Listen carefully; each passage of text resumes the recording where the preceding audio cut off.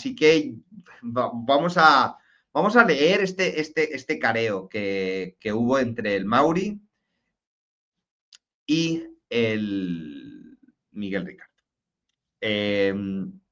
Creo que es el highlight de hoy, ¿no? Es el punto álgido al que llego hoy. Y luego nada, luego ya os leo un ratillo en el chat y luego yo ya me voy a dormir y vosotros, pues, a seguir con vuestros quehaceres de la tarde española. Así que vamos con ello. Básicamente, el juez Bort ordenó que se mantuviera un careo entre ambos para intentar comprobar quién de los dos decía la verdad. Miguel Ricard, su objetivo lo había por fin conseguido, que era que lo pusieran delante. ¿Se mantendría a la altura? Vamos a leer. En Alcira, a 11 de noviembre de 1994. Ante su señoría, asistido de mí, la secretario, comparecen los anotados al margen, ambos de filiación, ya que consta en autos, encontrándose presentes en este acto el fiscal jefe don Enrique Beltrán, letrado don Luis Romero Villafranca, letrado don Virgilio Latorre, letrado don Joaquín Comín Tello, letrado don Bernardo Palomares, letrado doña Silvia Pajarnés Fuster. Asimismo, se encuentra presente don José Ramos Sanz, director de la colonia o la residencia juvenil San Vicente Ferrer en Godella, y el educador del referido centro de don Luis Irazábal Echevarría. Y sobre ciertos puntos o extremos de sus respectivas declaraciones y advertidos por su señoría de las contradicciones en que incurren entre lo declarado por uno o por otro e invitados que han sido para que se pongan de acuerdo manifiestan. En primer lugar, manifiestan leída a Miguel Ricard su declaración en los puntos en que manifiesta que Mauricio Anglés participó en los hechos que son objeto de procedimiento, mantiene y ratifica dicha aseveración. A su vez, leída a Mauricio Anglés su respectiva declaración relativa a dicho mismo punto, manifiesta también su total negativa de haber participado en los hechos. Puestos de manifiesto las contradicciones existentes por parte de Miguel Ricard, se manifiesta para recordarle los hechos a Mauricio que el día de los autos estuvieron Miguel Ricard, Mauricio, Kelly y Loli, novia de Miguel Ricard, en la discoteca Sucre de Alfafar por la tarde y después se fueron los cuatro a cenar aproximadamente sobre las 10 de la tarde a un restaurante chino de Benetúser. Y después de cenar dejaron a Loli en su casa en la misma localidad de Benetúser y a Kelly en su domicilio de Catarroja, donde recogieron a su vez a Antonio Anglés y al otro individuo que conocían como el Nano, y los cuatro procedieron a ir a una discoteca de Turís, si bien al pasar por Picassent es cuando recogieron las tres jóvenes y a partir de ese momento se desarrollaron los hechos.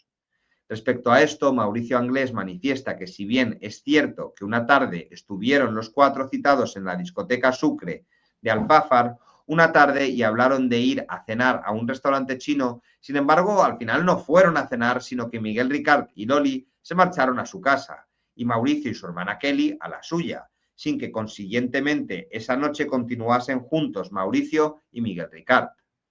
En segundo lugar, respecto a la forma y tiempo de hacer el hoyo en que fueron enterrados los cadáveres de las tres jóvenes, se lee a Mauricio su declaración en que afirma haber oído una conversación entre Ricard, Antonio y Ricardo Anglés en la que decían que habían enterrado una moto robada en el paraje de la Romana, por lo que Mauricio de ello sacaba la deducción de la posibilidad de haberse desenterrado la motocicleta y haber utilizado ese hoyo para la inhumación de los cadáveres, ratificándose nuevamente en ello el referido Mauricio Anglés. A su vez, se lee a Miguel Ricard sus propias declaraciones en las que manifiesta haberse abierto el hoyo el mismo día que fueron asesinadas las jóvenes, lo que también ratifica negando la versión de Mauricio y negando además que la moto robada hubiera sido enterrada, ya que lo que se hizo simplemente fue camuflarla con matorrales. En tercer lugar, respecto a la disponibilidad del arma utilizada en los hechos con anterioridad al acaecimiento de los mismos, se lee a Mauricio Anglés su declaración de que la pistola se la entregó Antonio Anglés y a Miguel Ricard, en un permiso penitenciario de aquel, y que desde entonces indistintamente Antonio y Miguel la utilizaron, a lo que Mauricio Anglés manifiesta que rectifica en el sentido de que la pistola se la entregó a su hermano Antonio sin estar presente Miguel Ricard, y que solo sabe que en 2 atracos dicha pistola fue usada por el referido Ricard, sin que en el resto del tiempo sepa si efectivamente éste utilizaba o podía disponer o no de dicha arma. Por su parte, Miguel Ricard reconoce ser cierto lo declarado por Mauricio Anglés en este sentido. Así que aquí parece que se ponen de acuerdo, ¿no? Que la pistola se la entregó a Antonio y que esto sí, esto Miguel Ricard sí lo ve con buenos ojos, ¿no? El resto ya no. Pero eso sí parece que se han puesto de acuerdo. En cuarto lugar, se lee a Mauricio Anglés el punto de su declaración en que afirma en que en un viaje hacia Liria, Antonio Anglés y Miguel Ricard hicieran un comentario relativo a que podían coger unas chavalas y tenerlo para unos días para pasarlo bien. Ante lo cual el referido Mauricio rectifica en el sentido de que ese comentario lo hizo exclusivamente Antonio Anglés dirigiéndose a Miguel Ricard, pero este último no contestó, o por lo menos no hizo ningún comentario asintiendo a ello. A su vez, se lee a Miguel Ricard sus declaraciones relativas a esa misma cuestión, en la que afirma que ese mismo comentario en alguna ocasión lo había hecho Antonio Anglés con su hermano Mauricio, en lo cual se ratifica. Por contra, Mauricio Anglés niega en este acto haber hecho nunca el referido comentario. En quinto lugar, se lee a Miguel Ricard la declaración prestada en marzo del 93 en el punto en que se afirmaba que el arma utilizada fue escondida en el mismo paraje de la Romana, junto al camino y bajo unas hierbas, y que unos días después subió a dicho lugar con Mauricio Anglés para recoger el arma y utilizarla en el atraco de Buñol. Manifestación esta que se le hace ver que coincide con lo declarado por Mauricio Anglés en la declaración prestada a este juzgado. Y a continuación se lee lo declarado por Miguel Ricard ante el juez de Manzanares en fecha del 3 del 9 del 93, en la que manifiesta que el arma fue escondida detrás de la caseta de Alborache. Ante esta contradicción, Miguel Ricard manifiesta que la verdad es que escondió el arma en Alborache, siendo falso lo otro, y por tanto siendo falso que hubiese ido nunca con Mauricio Anglés a recoger el arma, sin que pueda explicar cómo es posible que el referido Mauricio Anglés haya declarado que subió con él al paraje de la Romana a por el arma. Si esto no ocurrió nunca, ni el referido Mauricio tenía consentimiento de lo declarado por Ricard en marzo del 93. No obstante, aquí Miguel Ricard, una vez más, reconoce que alguna vez que otra hubiera podido ir a la Romana a recoger el arma, si bien no recuerda bien si sería antes o después de lo de Alcácer. Ya nos había dicho antes que él jamás había estado. Pues ahora sí, ahora sí. En sexto lugar, leída la declaración de Miguel Ricard Tárrega, prestada en fecha de septiembre del presente año, en el punto en que manifiesta en que con anterioridad los hechos aquí instruidos no había subido hasta la casa de Llombay, rectifica en el sentido de que se había subido 2 o 3 veces, pero niega haber estado allí viviendo o pernoctando algunos días o temporadas. Si bien sí que es cierto que en algunas veces estuvo con Antonio Anglés pasando temporadas y pernoctando en una tienda de campaña que plantaron por la misma zona de Llombay, pero más abajo de la caseta.